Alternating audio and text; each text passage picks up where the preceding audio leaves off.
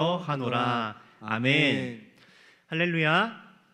네, 오늘도 수요 기도의 자리 가운데 나오신 여러분들을 주 안에서 환영하고 또 축복합니다. 우리 함께 옆 사람 바라보시면서 밝은 모습으로 함께 인사하겠습니다. 사랑합니다. 축복합니다. 사랑합니다. 축복합니다. 네, 사랑합니다. 축복합니다. 네, 오늘도 함께 서로 축복하며 사랑하는 우리 공동체 가운데 하나님의 말씀의 은혜가 가득하기를 소망합니다.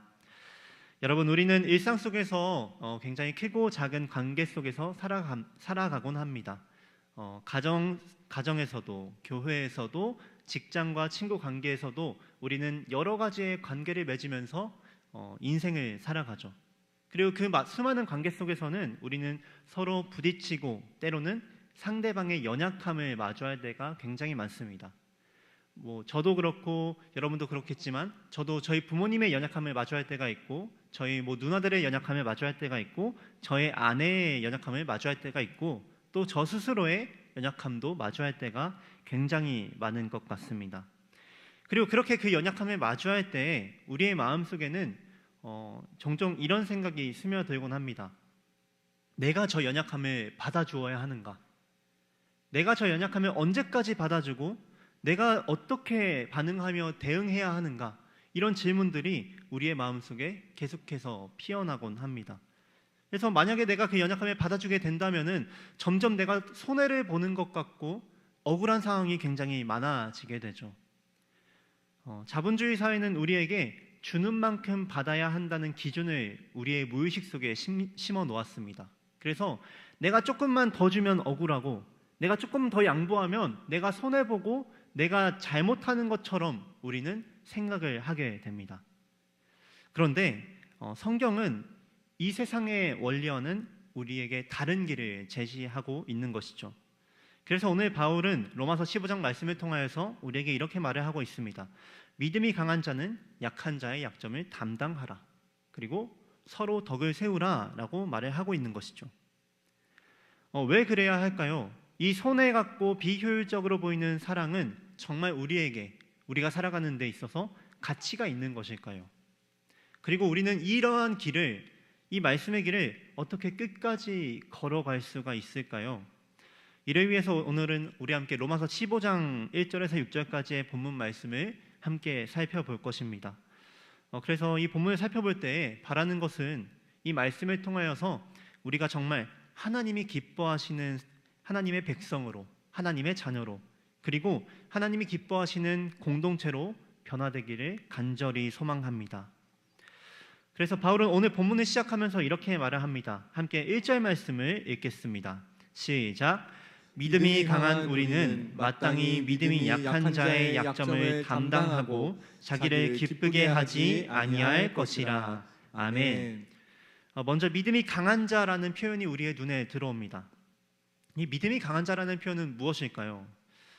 바울이 말하는 강함은 모든 걸 할 수 있다라는 무조건적인 자신감이 아닙니다. 이전에 저희가 로마서 14장을 보면서 살펴보았듯이 믿음이 강한 자는 복음의 본질을 좀 더 깊이 알고 누림으로써 율법과 형식에 믿음이 흔들리지 않는 사람을 뜻합니다.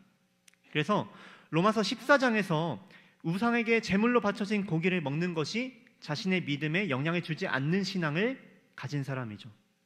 그리고 또 어떤 날을 더 특별하게 여기지 않아도 주님 안에서 모든 날이 특별하며 자유하다는 걸 아는 사람, 이런 사람을 바울은 지금 믿음이 강한 자라고 불렀습니다.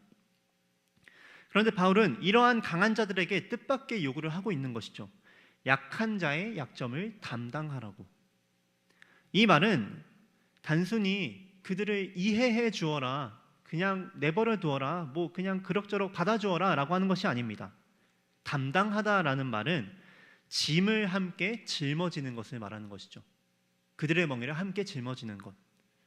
즉 내가 상대의 연약함으로 인하여서 불편하고 때로는 제약을 받더라도 그걸 감수하고 짊어져 주라는 것입니다. 우리는 흔히 신앙이 단단해지면 좀 더 내가 이제 신앙생활을 하면서 더 편하고 자유롭게 살 수 있다고 생각을 합니다. 하지만 바울은 오히려 믿음이 강할수록 그 자유를 나 자신에게 쓰지 말고 연약한 지체를 담당하고 함께 짊어지는 데 쓰라고 우리에게 말을 하고 있는 것입니다. 그리고 이어서 바울은 2절에서 이렇게 말합니다. 제가 읽어드리겠습니다. 우리 각 사람이 이웃을 기쁘게 하되 선을 이루고 덕을 세우도록 할지니라. 아멘. 여기서 이웃을 기쁘게 하라라는 말은 그저 상대방의 기분을 맞춰주라는 말이 아닙니다. 내가 아무 생각 없이 비율을 맞춰주다 보면 오히려 상대가 잘못된 길로 갈 수가 있죠. 그러면 어떤 뜻일까요? 이 뒷부분을 보면 알 수가 있죠. 선을 이루고 덕을 세우도록 하라. 바울은 이 말을 통해서 이웃을 기쁘게 하는 것의 목적을 분명하게 말을 하고 있는 것입니다. 그리고 이를 통하여서 이웃의 신앙이 더 건강하게 자라도록 어떻게 도울지를 고민하라고 말을 하는 것이죠. 나의 이웃이, 나의 친구가, 나의 신앙 공동체 구성원이 어떻게 하면 하나님의 아름다운 선을 이루어가고 그리스도를 닮아갈 수 있을지를 고민하며 그들을 사랑하라고 말하고 있는 것이죠. 예를 들어서 우리 공동체 안에서 어떤 한 구성원이 문화적인 문제나 관습 때문에 마음의 거리낌이, 신앙적인 거리낌이 생겼다고 한번 생각을 해봅시다.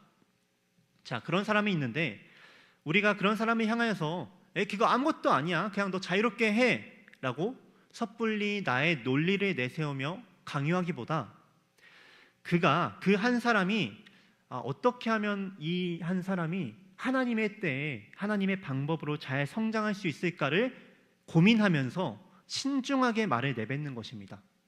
이 한 사람이 낙심하지 않고 어떻게 하면 그리스도 안에서 그의 분량에 이르기까지 잘 자라날 수 있을까를 함께 대화하고 함께 짐을 짊어지며 고민하고 사랑하라는 것이죠. 이를 통해서 우리는 서로의 약점을 함께 짊어지며 선을 이루어 갈 수 있게 되는 것입니다. 사랑하는 성도 여러분, 우리는 이 말씀처럼 서로를 담당하고 짊어져야 합니다. 교회 안에서 신앙의 연륜이 더 있는 사람, 아니면은 조금 더 말씀에 확신이 있는 사람이 있다면은 그 힘과 지식을 자신을 위하여서 쓰는 것이 아니라, 뭔가 자신의 자유나 권리를 위하여서 쓰는 것이 아니라 누군가를 세워주기 위해서 한 성도가, 한 사람이 그리스도의 장성한 분량에 이르기까지 세워질 수 있도록 자신의 힘과 능력과 지혜를 사용해야 한다는 것이죠. 바로 이러한 모습이 오늘 로마서가 말하는 복음의 공동체의 모습이라는 것입니다. 여러분, 이 말씀 앞에 우리의 각자의 삶을 먼저 돌아보길 소망합니다. 우리의 삶의 자리를 돌아볼 때 누군가를 돌보아주고 연약함을 감당해야 하는 자리가 우리의 삶에 어디에나 있을 것입니다. 그 자리가 여러분들의 가정이 될 수도 있고요, 교회가 될 수도 있고 직장이 될 수도 있겠죠. 우리가 있는 어디에나 연약한 자는 존재합니다. 그리고 하나님께서는 오늘 이 말씀을 듣는 저와 여러분들에게 그 연약한 자의 약점을 담당하며 하나님의 아름다운 선을 이루어 가라고 말씀하고 계십니다. 우리의 삶을 돌아볼 때 내가 가진 힘과 능력과 복음의 자유를 나 자신만을 위해 쓰고 있지 않은지 먼저 돌아봅시다. 나의 자유와 힘과 능력이 누군가를 무너뜨리고 있진 않은지 돌아보길 소망합니다. 그리고 바라는 것은 우리가 서 있는 그 자리에서 그 자리는 나의 권리를 주장하고 유익만을 바라는 것이 아니라 내 친구의 약함을 조금 더 짊어지고 내 목원의 연약함을 사랑으로 돌보며 하나님의 아름다운 선을 이루어가는, 그렇게 하나님의 자녀로 세워져가는 저와 여러분이 되기를 간절히 소망합니다. 그런데 여러분, 이 말씀을 들으면 누구나 이렇게 반문을 할 수가 있습니다. 그러면 언제까지 그 약함을 담당하고 언제까지 참아야 합니까? 늘 내가 더 배려하고 내가 더 양보하고 내가 더 짊어져야 하나요? 결국은 나만 손해보는 것이 아닙니까? 그러면 나는 언제 보상받습니까? 하는 마음이 우리의 마음에는 들 수밖에 없습니다. 왜냐하면 우리는 앞서도 말했듯이 주는 만큼 받아야 한다는 이 세상의 논리 가운데 살아가고 있기 때문입니다. 내가 조금 더 손해를 보면 억울해지고 내가 더 많이 내어주면은 왜 나만이라는 생각이 우리 안에 스며들게 된다는 것이죠. 이것은 타락한 이 세상을 살아가는 성도의 참 안타까운 현실인 것 같습니다. 그래서 서로의 연약함을 감당하고 덕을 세우라는 성경의 말씀은 때론 너무 비효율적이고 손해 같아 보일 수가 있게 되는 것이죠. 바울은 이런 현실적인 마음을 너무나 잘 알았던 것 같습니다. 그래서 오늘 본문은 그 물음에 이렇게 답을 하고 있습니다. 함께 3절 말씀을 읽어보도록 하겠습니다. 시작. 그리스도께서도 자기를 기쁘게 하지 아니하셨나니 기록된 바 주를 비방하는 자들의 비방이 내게 미쳤나이다 함과 같으니라. 아멘. 여러분, 복음의 가장 큰 힘은 너희도 참고 버텨라 라는 명령이 있지 않습니다. 복음의 가장 큰 힘은 예수 그리스도의 먼저 행하심의 은혜에 있는 것입니다. 여러분 생각해 봅시다. 예수님은 하나님이시죠. 예수님은 하나님이시며 모든 권세와 영광을 가지신 분이셨습니다. 그리고 모든 비난과 모욕을 피할 수 있었던 분이셨죠. 그러나 그분은 자기 자신을 기쁘게 하지 않으셨습니다. 주를 비방하는 자들의 비방이 내게 미쳤나이다 라는 바울이 인용한 이 시편 69편의 말씀처럼 주님은 죄가 없으신 분이셨지만 그런 비난과 비방을 받지 않으셔도 되는 분이셨지만 자신을 향한 온갖 모욕과 죄악과 비방과 채찍을 온몸으로 짊어지셨습니다. 그러면 주님은 왜 그렇게 손해를 보셨을까요? 왜 그렇게 하셨습니까? 바로 저와 여러분들을 위해서 그 손해를 감당하고 그 길을 걸어가셨다는 것입니다. 그분은 자기 자신이 기쁘게 하지 않으시고 우리를 위해 그 손해 같고 억울한 길을 끝까지 걸어가셨다는 것이죠. 여러분, 복음은 단지 우리에게 그분처럼 살라고만 말하지 않습니다. 너희는 이미 그런 사랑을 받았다고 우리에게 선포하고 있는 것입니다. 그래서 바울은 오늘 말씀에서 말하는 것이죠.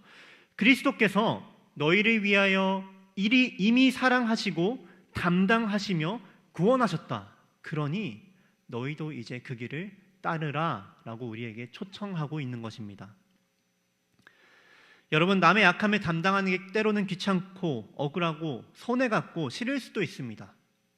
그것이 죄로 물든 이 세상의 자연스러운 사고방식이죠. 그런데 중요한 것은 바로 그 손해 같은 방법과 길이 저와 여러분을 살린 길이었고 지금도 누군가를 살리는 길이라는 것입니다. 그래서 오늘 우리에게 필요한 것은 억지로 참고 애쓰는 것이 아니라 나는 이미 그런 사랑을 받았다는 사실을 기억하면서 그 사랑이 나를 이끌도록 나를 주님께 맡겨드리는 것입니다. 사랑하는 여러분, 주님이 나의 약함을 짊어지셨듯이 나의 죄를 짊어지셨듯이 오늘도 내가 누군가의 약함을 짊어질 수 있기를 소망합니다. 그렇게 순종할 때에 주님의 발자취를 따르는 진정한 믿음의 사람이 될 줄로 믿습니다. 이제 바울은 우리의 현실적인 갈등과 그리스도의 본을 이야기한 뒤에 이 모든 걸 어떻게 견뎌내고 이어갈 수 있는지 아주 실제적인 답을 주고 있습니다. 함께 로마서 15장 4절 말씀을 읽어보겠습니다. 시작. 무엇이든지 기록된 바는 우리의 교훈을 위하여 기록된 것이니 우리로 하여금 인내로 또는 성경의 위로로 소망을 가지게 함이니라. 아멘. 여러분, 바울은 왜 갑자기 성경의 이야기를 할까요? 약한 자의 약점을 담당하고 내 기쁨보다 이웃의 덕을 세우는 삶은 솔직히 쉽지 않습니다. 그래서 그 길은 때로는 오해받고 기다려야 하고 끝이 안 보일 때가 있죠. 하지만 바울은 그 길을 걸어갈 때 우리가 붙잡을 수 있는 것이 바로 말씀이라고 여기서 말을 하고 있는 것입니다. 그래서 바울은 두 가지를 얘기하죠. 먼저 첫째로 성경은 우리에게 인내하게 한다. 그리고 두 번째로 성경은 우리에게 위로를 준다고 말하죠.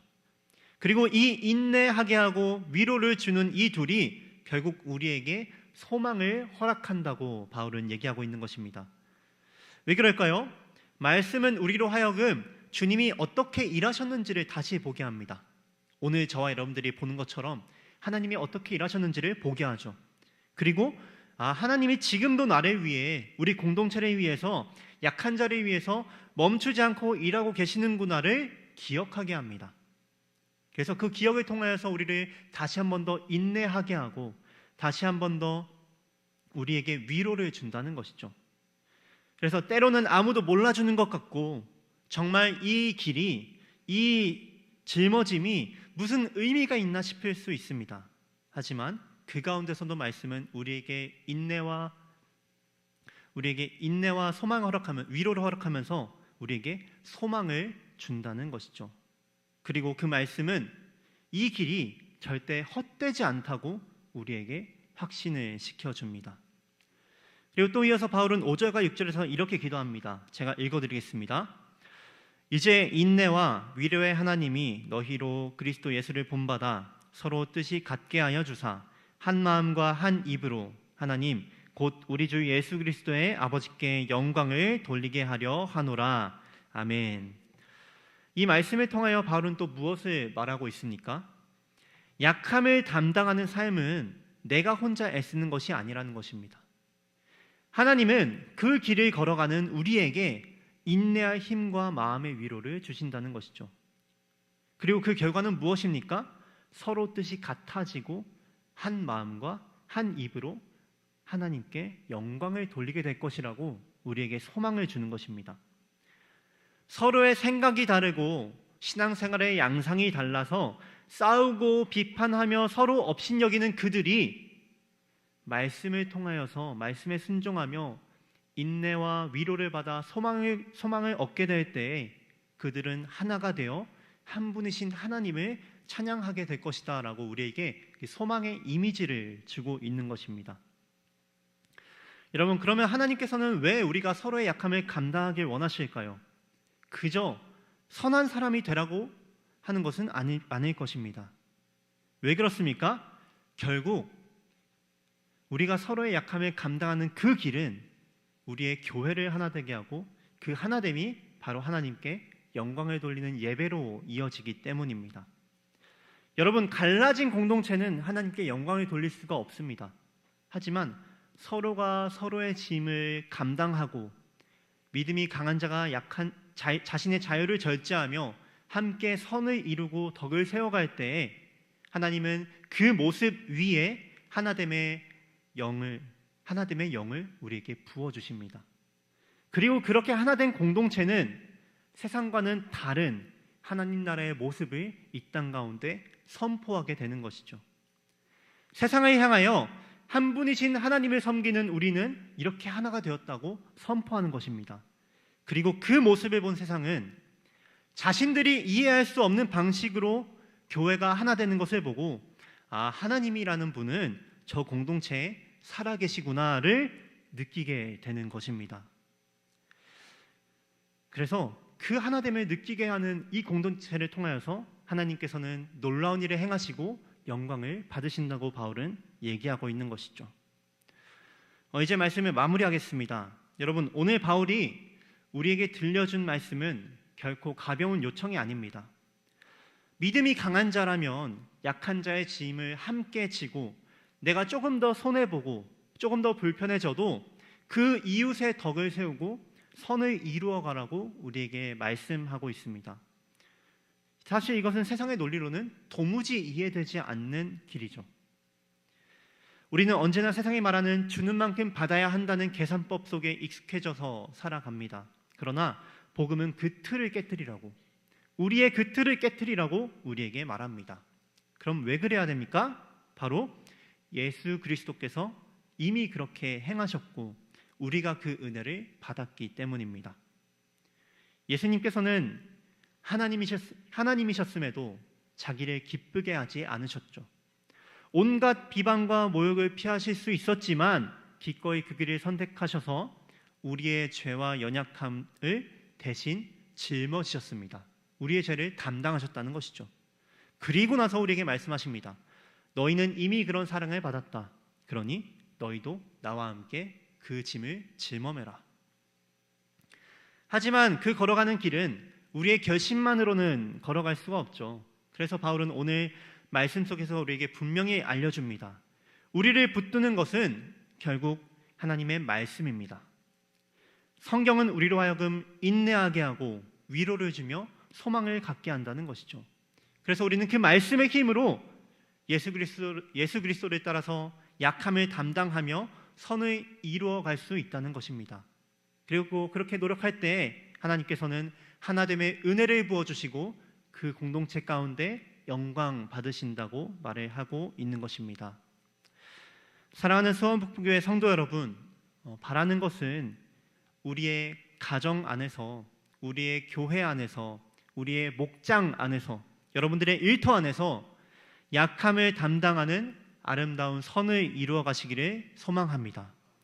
그리스도께 받은 은혜를 기억하면서 내가 받은 사랑과 이미 나를 담당하시고 짊어지신 그리스도를 기억하면서 그들을 향해서 나아가시기를 바랍니다. 그리고 오늘도 이 복음을 기억하면서 세상과는 다른 하나님 나라의 방식으로 살아감으로써 우리 수원북부교회가 여러분들의 각 가정과 공동체가 하나님이 기뻐하시는 공동체가 되기를 간절히 소망합니다. 우리 함께